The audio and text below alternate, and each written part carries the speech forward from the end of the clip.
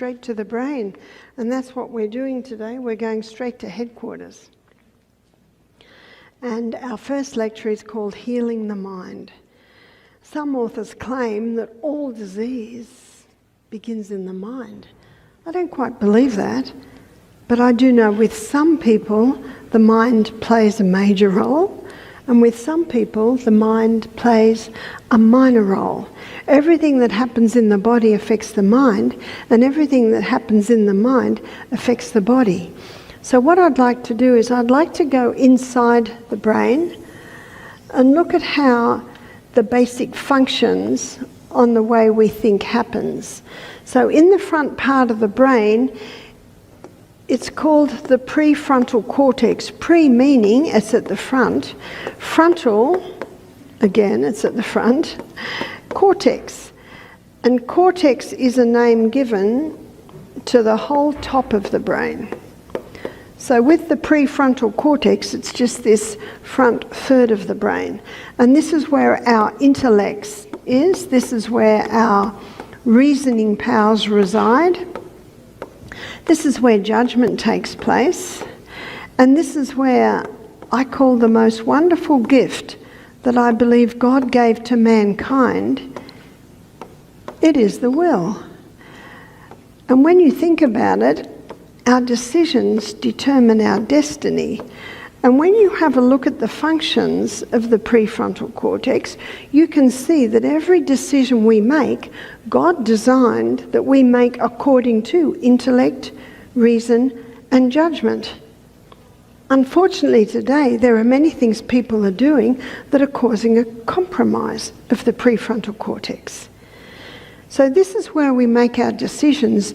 And I used a verse earlier in the week, it's found in 2 Timothy 1 verse 7, where God says, I've not given you the spirit of fear, but of power. We looked at how knowledge is power, of love, and a sound mind. What's a sound mind? I'd like to suggest that a well-functioning prefrontal cortex, where our intellect, our reasoning powers, and our judgment is working well, enabling us to make proper decisions, isn't that a sound mind? And because our decisions determine our destiny, we have to be very careful on our decisions. We don't choose what happens to us. No way do we choose what happens to us. But we choose our destiny by the way we respond or react to what happens to us. Now, it sounds very black and white, but it actually isn't. Something else comes into the equation, and that is our limbic system. And our limbic system is often called our e-brain or our emotional brain. They're our emotions. And God designed that our emotions, our thoughts, our feelings thread through the prefrontal cortex. I thank God every day that the devil can't read our mind. Don't you love that? And no one can read our minds. Only God can read our minds. Do you know what that means? When it comes into your mind, you have the choice. Are you going to utter it? Are you going to live it? Or are you going to say no?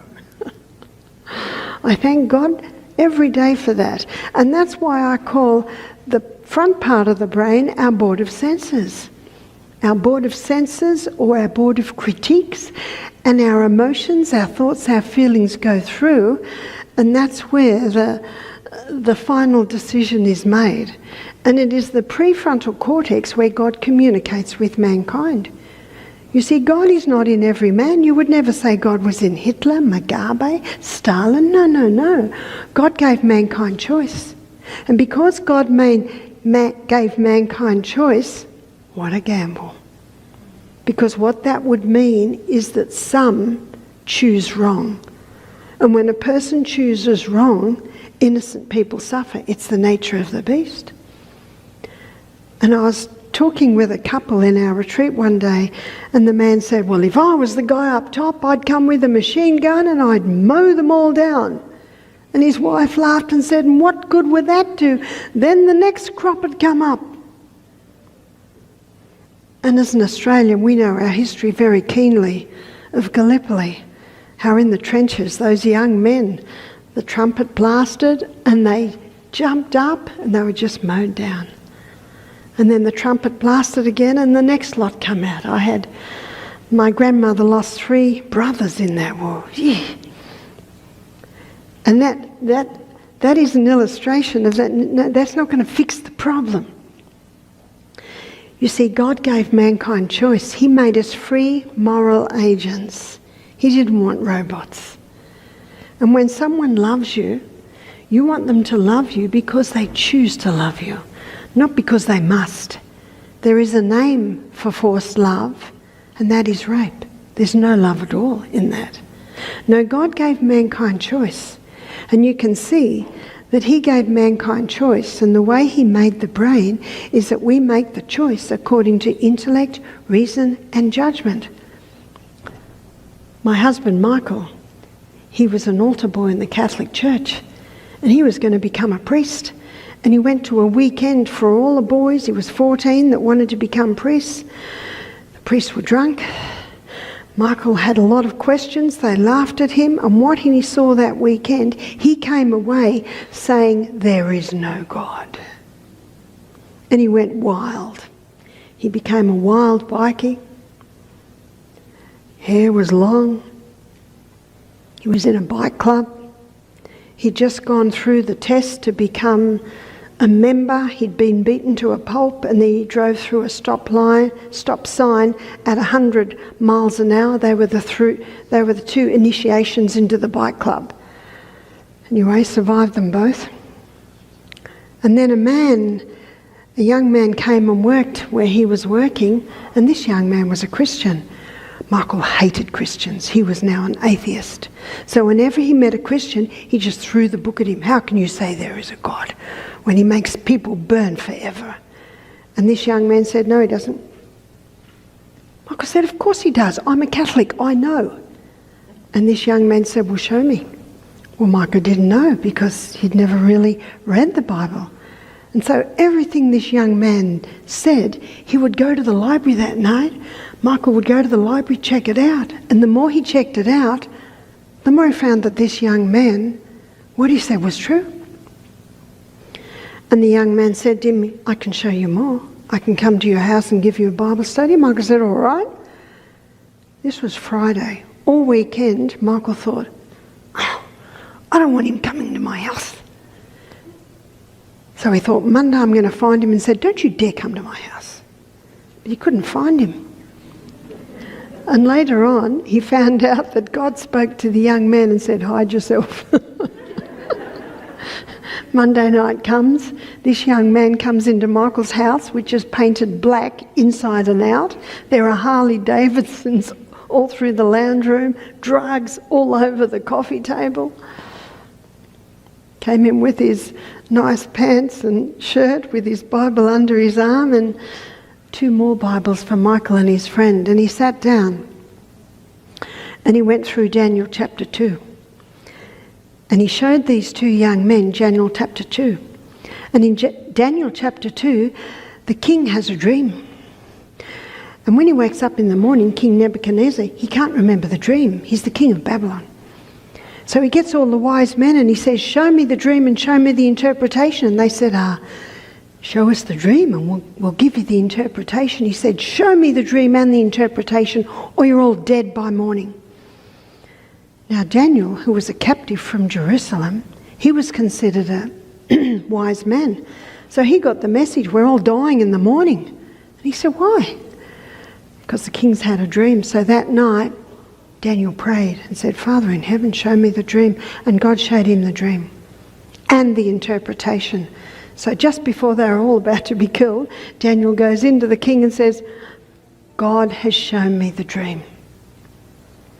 He said, the dream was, you dreamed of a statue, head of gold, breast of silver, hips of bronze, legs of iron, feet of iron and clay. And the king said, that's what I dreamed.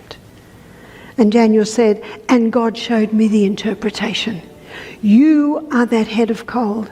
After you will come the Medes and Persians. They use a lot of silver. After you will become the Greeks. They used a lot of brass. After that will come the Romans. They used a lot of iron. And then the iron and clay are how we see Europe today. Strong countries, weaker countries. And then a stone hits the feet, and that's the second coming of Jesus. Michael couldn't believe his ears. He said, this must have been written after. Well, it really couldn't have been written after because we still haven't finished. So he went to the library and he discovered that the Dead Sea Scrolls were found in 1946, which perfectly supported it. The more Michael tried to disprove this young man, the more he proved him right. This young man was able to answer all his questions. So Michael said, all right, I'm going to give it 6 months. I'm going to become a Christian, but I'm only going to give it 6 months. Do you know, a week later, Michael's in bed. In the next room, his friend's in the next bed, and they're talking. Unbeknownst to them, there's police outside about to raid their house. And this is what the police are hearing. Michael and his friend. Michael says, I'm going to continue my Bible studies. What are you going to do? I'm going to go to Bible school. Oh, yeah, I'm going to go to Bible school and become a pastor. This is what the police are listening to. Police are looking at each other. Anyway, they charge in to do the raid. Michael and his friend jump up and they say, you won't find any drugs. And the police say, as if. They pull the place apart. They don't find any drugs. So they come back to Michael. They look at him and Michael says, no, we're clean. We've become Christians. Police looked at each other, raised their eyebrows. Each policeman shook their hands, went out scratching their heads. Michael says it's the best decision he ever made. He was 21, he's now 67. He was going to try it for 6 months. It was the best thing he ever tried. You see, it's a choice. And that's what God gives us, choice. But he designs our choices to be made according to intellect, reason and judgment. And the more Michael searched, the more it made sense. It made more sense than anything he'd ever looked at. You see, it is here where God communicates with man. In Isaiah 1:18, the Bible says, come, let us reason together. It is right there. But what often holds us back is our emotions. And the front part of the brain, in the right side, so I'm looking at your right, this is the I won't decision. And on the left side of the prefrontal cortex is the I will decision. And right in the middle is the I want. I want meaning, what do you want out of life? What are your goals? Where are you going? So let me give you a quick illustration of what we all experience, I think, as soon as we wake up.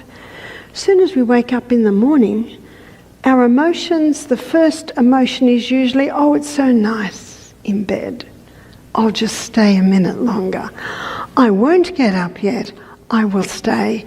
But as our reason, intellect and judgment starts to dawn, we start to consider the day. The highest function of the prefrontal cortex is foresight, looking ahead and assessing the result of what we're doing right now.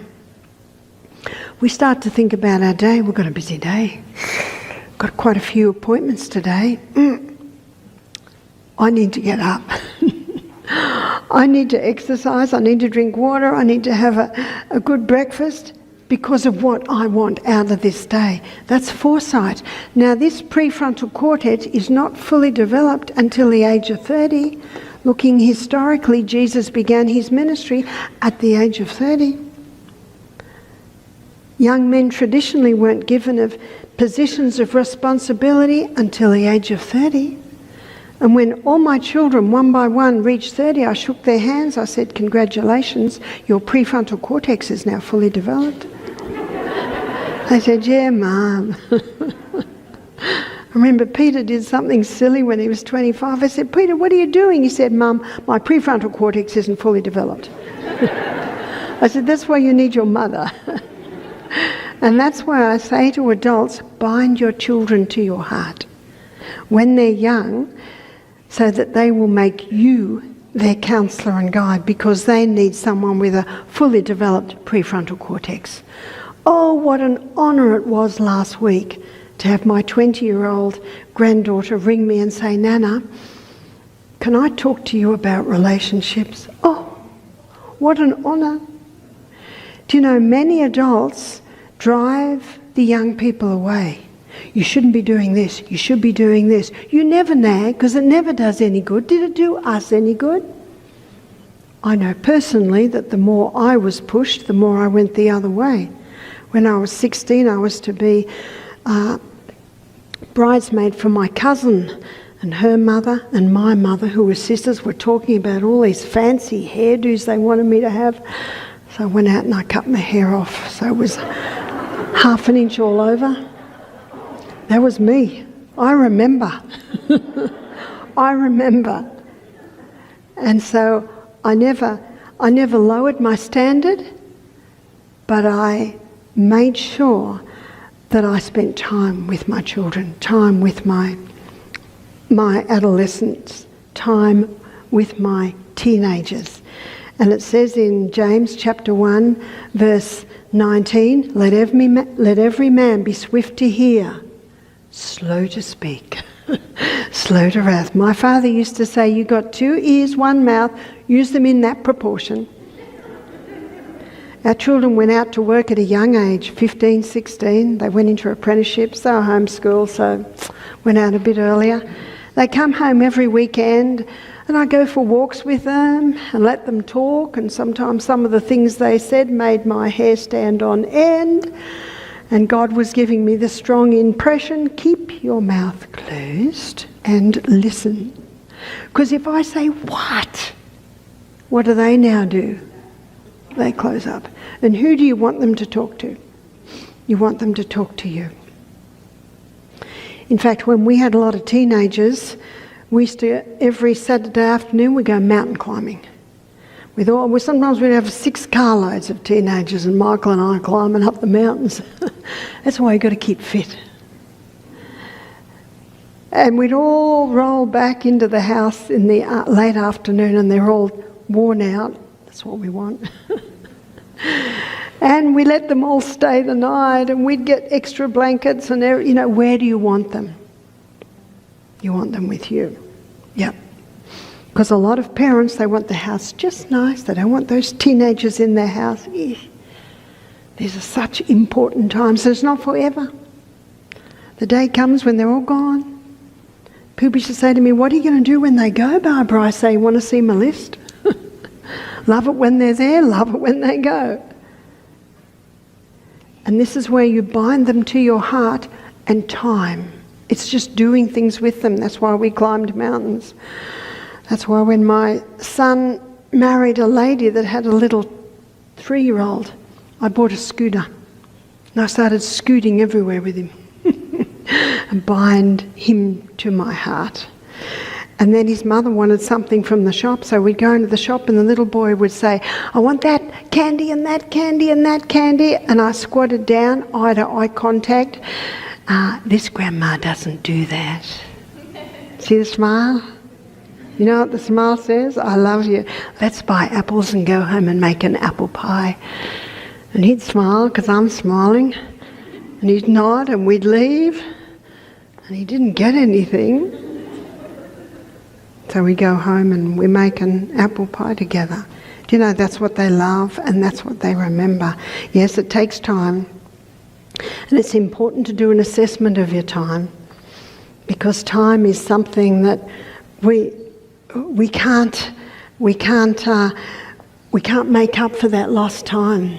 It says in Ecclesiastes chapter 3, there is a season and a time for every purpose under heaven. Time to be born and a time to die. A time to plant and a time to pluck up that which was planted. It's important to value your time, because the prince on his throne and the pauper in the street, we all have the same time. And it's a priceless treasure. And many people lose that precious time because they go to bed too late and they get up too late. And I think it's 9:30 tomorrow morning. I'm going to be talking about all the amazing processes that happen in our brain while we sleep and how much sleep we need. And so what what compromises that prefrontal cortex? And you might be surprised at what I'm going to say, and you might not be surprised. It's sustain me. Sunshine, the ultraviolet rays from the sun go through neurochemical pathways, hit the pineal gland, and cause a release of serotonin, that's your mood hormone, cause a release of melatonin, that helps you sleep better at night, causes a release of epithalamin, that increases learning capacity, all because our eyes are getting sunshine. Your brain needs sunshine and it gets it through the eyes. I don't suggest we look at the sun, but just being outside, through a sunny day, you're getting those ultraviolet rays going into your eyes. Use of water. This brain is a hydroelectric system. No hydro, no electricity. A person can develop negative thought patterns in a dehydrated brain. That's a little bit scary. Start early. Do you take your water to bed with you? As soon as you wake up, start drinking. Little by little by little, all through the day. Our brain needs water. And there's no reserve tank on the back. The only water that goes in is the water that we drink. Sleep. Dr. Matthew Walker, he shows that 10 nights of 6 hours sleep a night, 50% less cognitive performance, 50% less physical performance. 6 hours. Most people think 6 hours is pretty good. And when he'd finished writing the book, finished his study before he wrote the book, he was very disappointed with the conclusions. Why was he disappointed? He was hoping that the research would show, yes, 6 hours is pretty good. It doesn't. 8. It must be 8 for all the processes that happen in the night to be fulfilled. And tomorrow morning I'll show you how you can train your body back into that. Notice what I said. He was disappointed with the results. You see, 6 hours you feel okay. It's a deception. It's actually not okay. The next one is trust. Trust in God.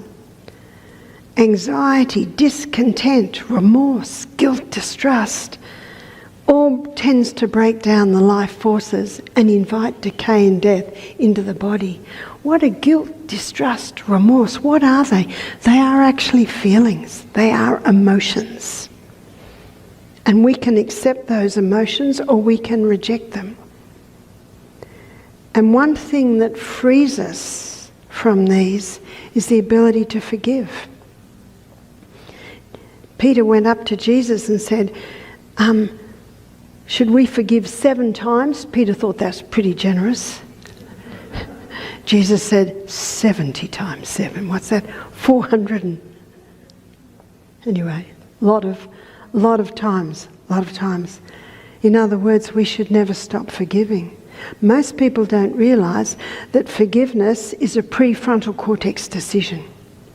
It's not an emotion, it's not a feeling, because our feelings will tell us they don't deserve it.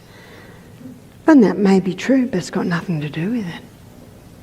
Use of forgiveness is the only prescription in the entire universe that has the power to break the chemical bonds of hostility, anger and hate.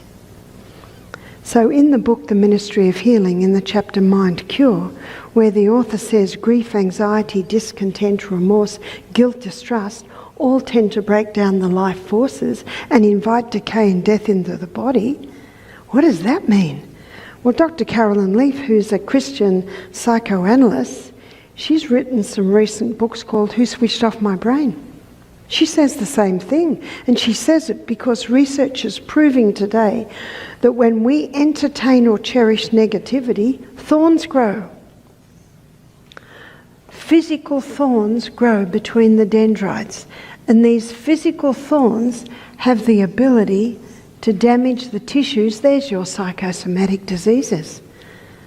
So when a negative thought comes into the brain, she says it's like a breeze wafting through the branches of the trees. And at that point we have a choice. We can hold on to that negative thought or we can let it go. You see, things come and go all through our life. And we only become a victim to the negative experiences when we continue to dwell on them. That's when we hold on to them, and that's when the thorns grow. God's government is a government of freedom. Freedom's based on free choice. And we have a choice. We can hold on to it or we can let it go. And in Philippians 3:15, the Bible says, "This one thing I can do, forgetting the things which are behind, I reach forth to the things which are before. I press towards the mark for the prize of the high calling of God in Christ Jesus." What's the high calling of God? You find it in John 10:10. Jesus said, "I have come that they might have life, and that they might have life more abundantly." Life should be good. And if it is not good, we have to put the detective hat on and find out, why isn't it good? Well, I was abused 20 years ago. Well, leave it there. Leave it there. But the person that did that to me, forgive them. But they don't deserve to be forgiven. That's right. I agree, but it's got nothing to do with it. Because whether you forgive or not, they will never know. The only person that is affected by your forgiveness is yourself. Forgiveness cuts the chains that bind you to that painful past. Forgiveness gives you wings, gives you freedom, and it allows you to forget the things which are behind and reach forward. Dr. Carolyn Leaf shows that when we make the decision to forgive, because it's a prefrontal cortex decision, easy to make when that prefrontal cortex is well hydrated, well sunned, well slept, well nourished. When we make that decision, something happens.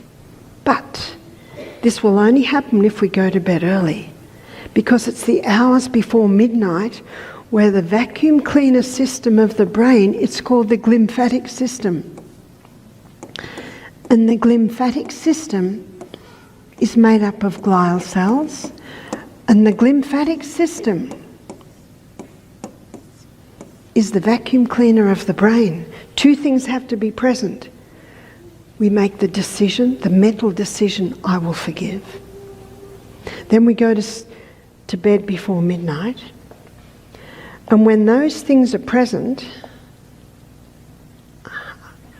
when those two things are present while we sleep, the glymphatic system comes along and vacuum cleans up all the thorns. What an amazing process. Look what science shows us today. Science shows us today that this decision to forgive doesn't want to rub them out, and we want them rubbed out. That decision, I'll keep my finger there we go. That decision to forgive has a physiological effect in the brain to vacuum clean up all the thorns. Science is now showing us that forgiveness has a physiological effect in the brain, but two things must be present. The decision to forgive and going to bed early where the glymphatic system is the most active. I've seen it again and again and again. A young girl who used to attend our program regularly, visit us every year, so much so she called me Mum and Michael Dad. She was slightly disabled. And she used to constantly tell the story about how her stepfather had abused her. Her stepfather had abused her. The story was being told again and again and again. So one day I sat with her and I said, "Jazzy, I want you to tell me the story." She looked down. I said, "Tell me what happened." She said, "Well, my little stepbrother was on the floor convulsing with a fever. And her stepfather was over him, and she walked in at the age of 15 and said, 'I'll handle this. I've done a first aid course.'" So we actually probably know the reaction of that man. He said, "Get out of here." And she got highly offended and left. That was the abuse that she talked about. I said, "Aha." I said, "Jazzy, can you understand that that man was very upset?" He was very upset. His little one was convulsing, and yes, you've done a first aid kiss, but he knows what to do too, and he want to handle this by himself. I said, have you forgiven him? Oh dear, she did not like that. She looked away. She got up and she left the room. The next day when I saw her, she went. She didn't want to come near me, didn't want to talk to me. So the next day I said, hi Jazzy. I went up, I said, Jazzy, have you forgiven? I said, you know, it'll only take a minute and it's going to help you, it's going to free you. I could see her still resisting. Body language tells a lot. I said, do you pray every day? She said, yes, Mum, I do. I said, do you pray, forgive us our trespasses as we forgive them that trespass against us? Oh, she said, yes, yes. I said, do you know what you're doing? You're saying, God, forgive me the way I'm forgiving my stepfather. She looked at me with shock. And she left. The next day when she came in, she had a big smile on her face. I knew straight away what she'd done. I said, hi, Jazzy. She said, hi, Mum. I said, Jazzy, have you done it? She said, I have. She was totally freed. She never related that story again. And yet for 10 years, she'd been relating it every day, every day, every day. And that's why I sat with her and said, Jazzy, what's this about? We're going to do something about this. Because the fact is that every day when she told a story, what's happening to the story? It's actually getting bigger and bigger. The pathway's getting bigger. These are pathways in our brain. They're like pathways in the bush. I think you have snow seasons where there's skiing. I'm sure there's ski pathways. And it's so easy to go down those pathways. We're creatures that love going down the path of least resistance. Isn't that true? And she would just slip into that pathway every day, and every day the thorns would grow. And so I knew, out of my love for this young woman, that we had to get to the bottom of this. We had to talk about some uncomfortable issues to be able to free it. You know, when you're weeding the garden, you know, it's not a pleasant thing to do, getting down, fingers in the dirt, weeding the garden, but I love weeding the garden because I love a weed-free garden. It's a process. But what happened with Jasmine is she made another pathway. It was her forgiveness pathway. And every day she confirmed the fact that she had forgiven. And so every day she went down the new pathway and didn't go down the old pathway. And so the new pathway got bigger and bigger and bigger. And it is now 10 years later and I've never heard her relate the story.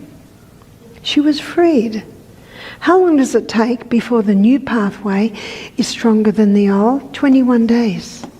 That's what the researcher says. 21 days of going down the new pathway and 21 days of not going down the old pathway, you got a bigger pathway. 60 days, it says, before it's in cement. Now, we heard some incredible music tonight, violin, piano. There was another instrument. I was out the back. I'm not sure quite what it was. I'm sure that violinist didn't start playing that violin yesterday. Is that right? And it's the same process. Even musicians, when they learn a new piece, they've got to go over it and over it. Maybe after 21 days, they've got it fairly good. But after 60 days, they can do what I saw my husband's daughter at the age of 14. She was a clever pianist. She's playing Fair Elise while she's chatting to her girlfriends. Not even looking at her fingers, not making a mistake. It's in cement. It's the same process of learning anything new. And the research is showing today that there are 3 things that are the most potent in actually causing new dendrites. Every time you learn something new, you grow another dendrite. another dendrite, another dendrite. And this one nerve cell, and we have 1 trillion in our brain, it has the potential to develop 70,000 dendrites. That's one dendrite, and we have 1 trillion. Oh, the capacity of our brain. Oh, the tragedy that most people go through their whole lives, never fully accessing the full potential of our brain.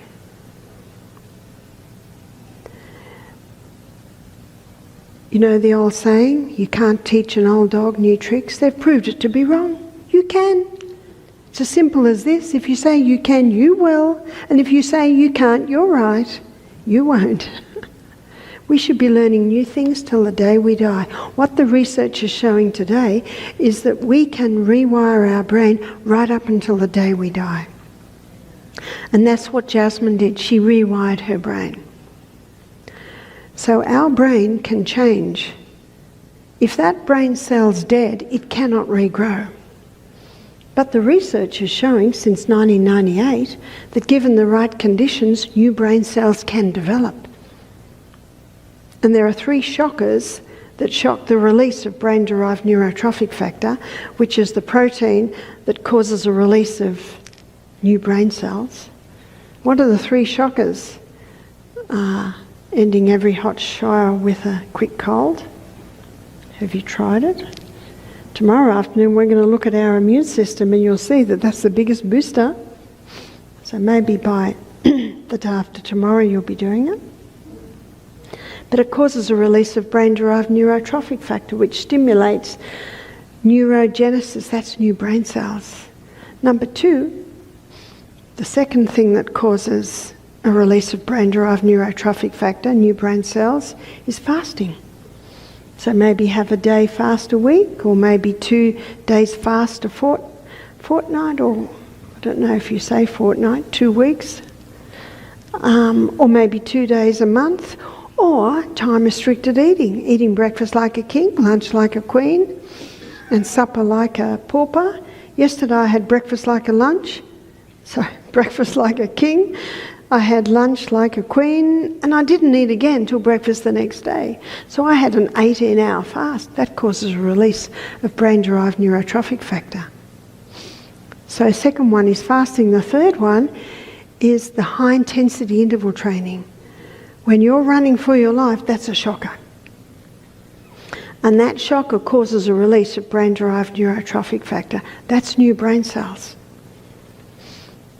But I want to come back to the 3 things that are the most effective at causing new nerve cells. Yes, learning a musical instrument.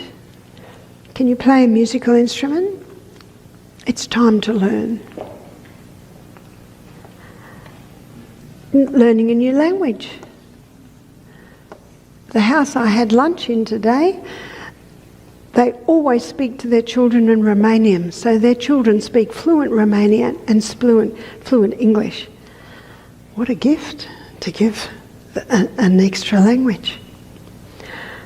My son married a Finnish girl, and she speaks to her children only in Finnish, so his children speak fluent Finnish. He doesn't quite always know what they're saying. But what a gift to have another language. What's the third one? The third one is memorising Bible. There's a little book called Steps to Christ, and I think it's out there. And I read this on page 90. There is nothing more calculated to strengthen the intellect than the study of the Scriptures. There is no other book so potent to elevate the thoughts, vitalise the faculties, than the broad, ennobling truths of the Bible. If God's word were studied as it should be, men would have a breadth of the mind, a nobility of character, a stability of purpose rarely seen today. You can see why I had to memorise those 3. Do you know, I didn't read them and know them. I had to go over and over and over, about 21 days. And as you can see, now I got to 60 and it's in cement. So I cannot say it for a month and then say it, because those pathways are solid in my brain. Every time we learn something new, we learn another dendrite. We develop another dendrite. My husband, 15 years ago, went to learn to fly a helicopter. And his teacher said, I'm warning you, you're in your 50s. It's going to take a while. He said, I have got two students, both in their 50s. One's up to 60 hours, one's up to 40 hours. They still can't get the hovering. Michael said hovering is like trying to stay on a slippery rubber ball. It's very hard to hover. In fact, when they start to learn, the teacher's constantly grabbing the controls. Michael managed it in 20 hours. That's about the same amount of time that a 15-year-old will master hovering. Why did Michael master it? Well, there aren't many 50-year-olds that go to bed early, that drink 8 glasses of water a day, that don't do coffee, that don't do alcohol, that don't smoke cigarettes, that don't do any drugs, that eat a nourishing diet, that exercise every day, that have sunshine every day. Those sustain me principles will sustain us. I found a verse in the Bible for it. It's Psalm 55:22. Cast your burden upon the Lord and he shall sustain thee. He will never suffer the righteous to be moved. So Michael mastered it in 20 hours. He's got the same brain as us all. He was a bikie for a while. He partook of many drugs. But I'd like to suggest that he's been getting the brain-derived neurotrophic factor because he mastered hovering in 20 hours. The teacher couldn't believe it. I don't think the teacher will be flying helicopters much longer because he's such an alcoholic. And unfortunately, alcohol kills those brain cells. Do you know, it's such a gift that God has given us, this incredible brain. And it's really our responsibility to keep it. And when we keep it, when we look after it, it looks after us. But I'm going to give you a funny story to show you what happened with my husband. In 2020, it was against the law to hold a protest in Australia. So Michael held a protest every 2 weeks. Is it our right? It is our right. And the Bible says we ought to obey God rather than man. And Michael was protesting against the lockdowns, protesting about the mandates. Do you know, whenever a government comes with a mandate, that's not from God, because God's government is a government of freedom. So Michael went to speak in the protest. There were about 600 people, about 300 police. And the police saw that he was about to stand up and speak, so they came up and said, "Sir, if you speak, we'll arrest you." And Michael looked at them and said, "That'll be interesting." And he stood up and he began to speak. And they came up and they said, "Sir, stop." Michael said, "I haven't finished yet." Do you know the Bible says in Colossians 4 verse 6, "Let your speech be always with grace, seasoned with salt, that you may know how you ought to answer every man." I'd like to suggest at the age of 21, when Michael surrendered his prefrontal cortex to God, he allowed God to work in his life. And he was a man that was not prone to anger. And so they jumped on him and they started walking away with him. But he noticed that they weren't holding him very tightly. He told me that he decided to have a bit of fun. And he jumped ahead of them and went and ran. He ran. And he didn't run out of the stadium, he ran in and out the crowd. And the police couldn't catch him. Michael has white hair. He looks like an elderly gentleman, but what they don't realise is Michael and I run up and down hills every day. We do the high intensity interval training. They could not catch him. You know, they've got all this stuff on their belts. And Michael was just running in and out of the crowd. The crowd are cheering, whistling, taking video clips. And Michael thought, oh, better let them catch me. So he slowed down and they jumped on him.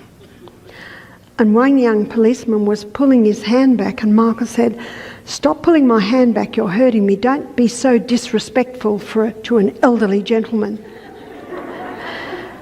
And the policeman said, "You shouldn't have run." Michael said, "It's my right." And isn't that true? It's our right. Anyway, they let him walk over, being very tight.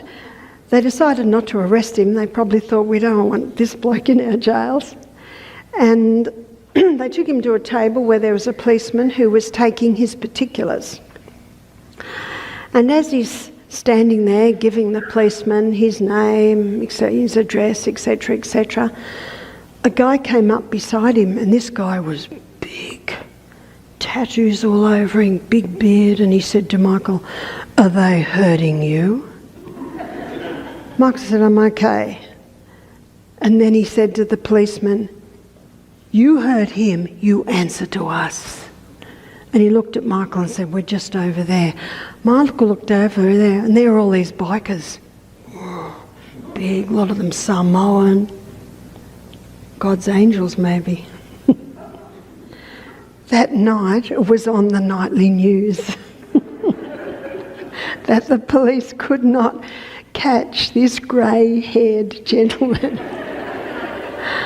I think it turned out to be an embarrassment for the police, because 2 weeks later Michael dutifully held his next protest in Sydney. There were hardly any police and they all stood back. No one stopped them speaking. Do you know, sometimes it's not hard to stand out, but when we have a look at times past, and I love the poem of Rudyard Kipling. He said, "All we have of freedom, all we use and know, this our fathers bought for us long and long ago. Long forgotten bondage, dwarfing hearts and minds, this our fathers died to loose, shall be bound again."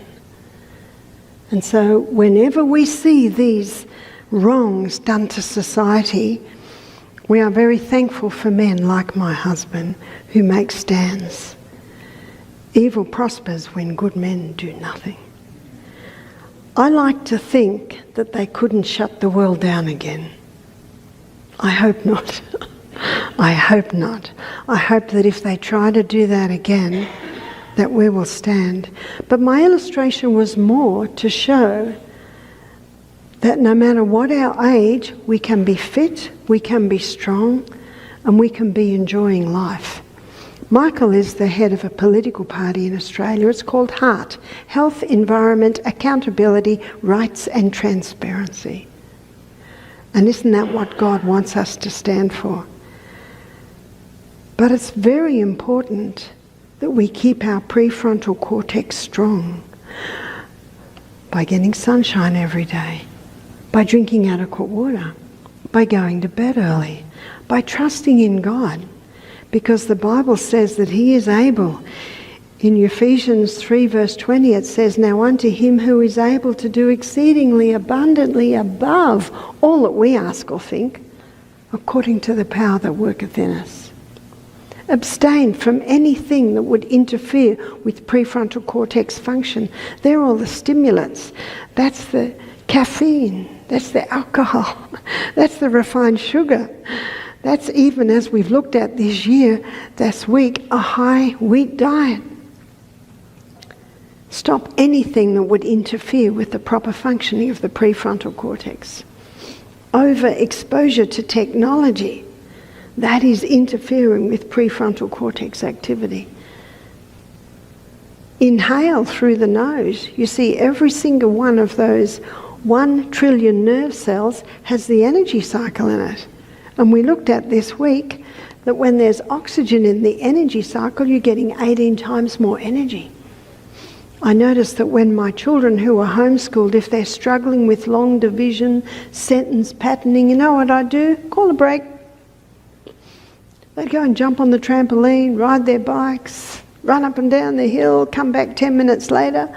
Oh, what's gone into their brain? Oxygen. And then they'd often get it. And if you are studying, we should all be studying, Make sure you have lots of breaks.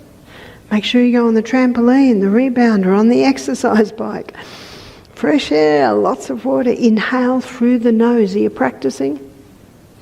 You will get more oxygen at the cellular level. More oxygen in the brain cell means that intellect, reason and judgment increase, which means that our ability to make decisions, proper decisions, increases. Nutrition. Our brain needs peak nutrition, high fibre. All those minerals and vitamins, those minerals are all necessary for the flash of the neurotransmitters from cell to cell. You see, our brain is an electrical system, and it needs nutrients for the proper functioning of this. Good amounts of fat. Remember that myelin sheath, it's a fatty sheath. Make sure you're having fat every meal. Have a look. You're having nuts, seeds, avocados, a little bit of olive oil. Open your baked potato, put olive oil on and Celtic salt. Makes it very, very nice. And protein. The neurotransmitters that flash from cell to cell are made out of amino acids. So our brain needs peak nutrition. Moderation in all the good things. Don't overdo the fats. No, I don't suggest a cup of olive oil a day. Don't have your largest meal at the end of the day. All the good things should be done in moderation. Exercise. When you exercise, you increase the circulation of the blood to the brain. When you exercise, you increase oxygen availability in each brain cell. Dr. Neil Nedley, in his book, Depression: A Way Out, when he gets a very depressed patient, bipolar schizophrenia, he puts them on 7 hours of exercise a day. That's a bit extreme, it's cheap medicine. He said after 1 week they are so improved they can go to a 1 hour a day maintenance dose or 15 minutes high intensity interval training a day. Cheap medicine. Dr. Neil Nedley, I went to a conference that he was holding in Sydney 15 years ago. He said that he noticed a lot of his patients were on antidepressants. It shocked him, it surprised him. So he decided to try lifestyle changes. What are the lifestyle changes? Sunshine, drinking more water, getting off the stimulants, going to bed early, nutritious diet, exercise every day. He decided to try lifestyle changes with them. And he looked at their lifestyle and he showed them how they could adjust, drink more water, start going to bed a bit early, try and do any technology they've got to do in the middle of the day, not in the evening. Have soft lamps at night to get the brain ready for sleep. He said if that could even equal the effect of medication, he'd be happy. And I'll never forget his next statement. He said it far exceeded. Lifestyle changes far exceeded the effect of medication on mental illness, on depression. I have to tell you that I used to work as a psychiatric nurse in my late teens, 20s. I didn't see people cured. I saw people managed. Sometimes good, sometimes not good. I saw the same people come back again and again and again. And what's the definition of insanity? To do what you've always done and expect different results. They used to drink a lot of sodas. They used to drink a lot of coffee. They used to smoke a lot. So when I'm sitting there, and this was probably 20 years later after I'd done psych nursing, and I'm hearing Neil Nedley say that changing lifestyle and dietary far exceeded the effect of medication. That statement set me on a pathway. Set me on a pathway where I knew, and the more I investigated, the more I saw it, that mental illness can be managed, controlled, and even turned around with lifestyle changes. I've met 5 people in my travels who've been diagnosed with schizophrenia, bipolar, and they're medication-free. And managing. Being bipolar, being on heavy medication is hard. Conquering it with lifestyle changes is hard. Choose your hard. So I have a friend in Papua, in Fiji, and her son developed this after recreational drugs, and unfortunately that's giving it to a lot of young people. He's managing it today, and he's managing it very well. He goes to bed very early every night. He plays the guitar every evening. He gets up early, drinks a lot of water. He reads his Bible every day, and he works physically hard on their farm every day. I don't think he will ever marry.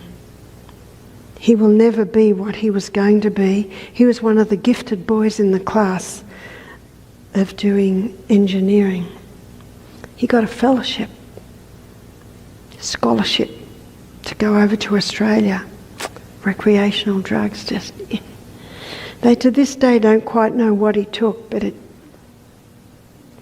damaged his brain. But he's managing very well, considering the damage that was done. What will it take? I do not know. It depends how damaged the brain is. It depends how willing the person is to do what you've got to do. Because remember the old saying, a man convinced against his will be of the same opinion still. That's why if someone says to me, my son's got schizophrenia, he's 26, can he come to your retreat? You know what my next question is? Is he willing? Because if he is not willing, we can't work with that. Again, it's choose your hard. Yes, it is hard work, but oh, the results. How nice to be medication-free and to be managing well. But it is hard work. So you choose your hard. And with a lot of medication, it's buy now, pay later. Isn't that true? Yes, medication can play a role in a crisis, absolutely. I was so glad for the pain-killing medication when the orthopaedic surgeon pulled my broken out-of-place radius back into place. But that was one day. One day. But unfortunately, because it works in a crisis, it's sort of slipped over into everyday life. I knew that lifestyle changes and simple natural treatments can help conquer many things, but I didn't realise in the mental area. But I have seen it again and again. And one area, and I touched on it last night with depression, is a hormonal imbalance. So I have seen many young women conquer depression by forgiveness of their abuser of times past, of implementing the lifestyle changes I talked about this evening, by starting to apply the yam cream. And I have found in some cases within 6 months they're off their medication. Sometimes it takes a year. It depends how long they've been on the medication and depends how diligent they are of what you've got to do to conquer it. But if a young woman at the age of 28 is on antidepressant medication, what's the future like? It doesn't look good, does it? It's pretty hard. And I mentioned last night the article I read called The Depressing Effect of Antidepressants. They're not a cure. There's only one thing that has the ability to heal us, and that is the human body. And it makes the most sense to heal the human body, whether it be mental, emotional, or physical, but to work with the healing powers that God put in this body. When we work with those basic body functions that God put in there, I see again and again people begin to heal. People begin to manage and even begin to heal. Much depends on the age, how diligent the person is to do what you've got to do, and also how damaged the body is, how serious is the condition. But no matter what it is, I found that there's always response. I read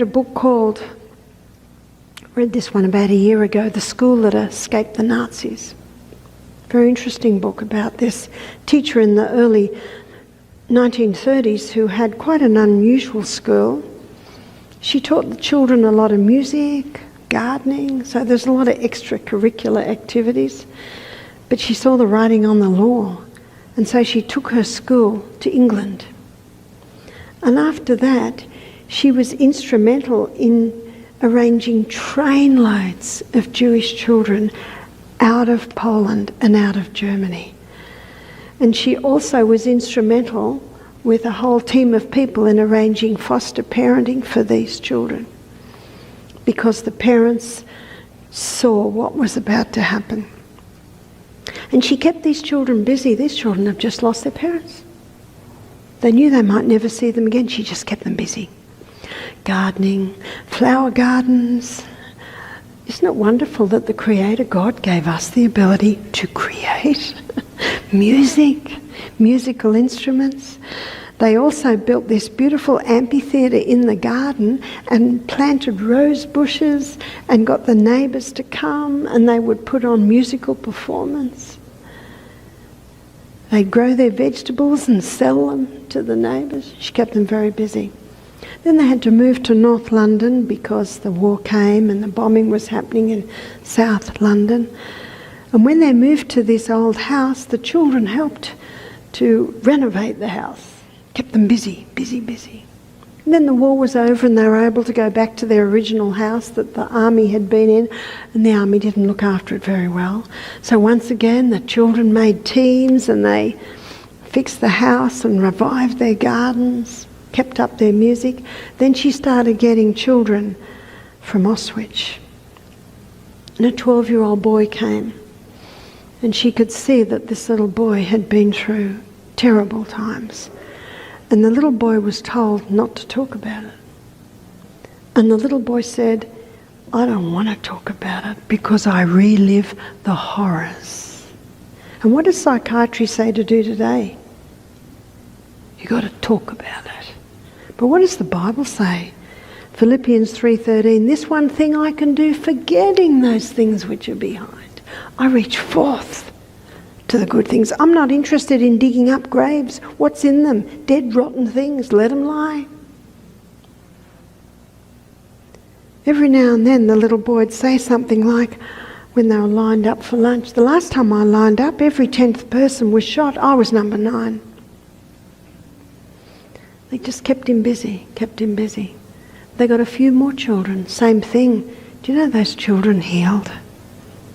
They healed and they became prominent members of society.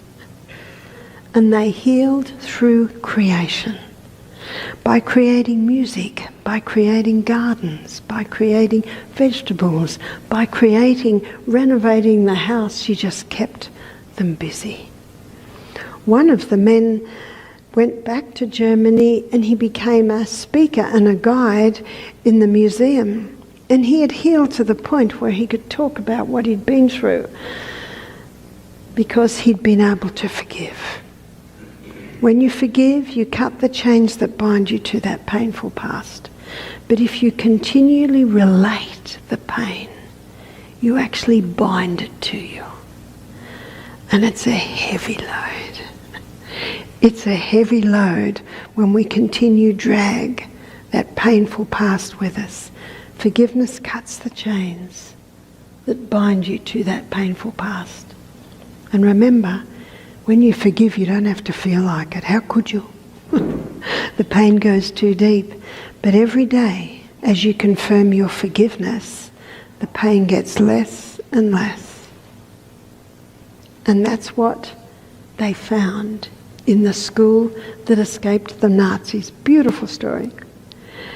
And you know, as those children grew and started to take prominent roles in society.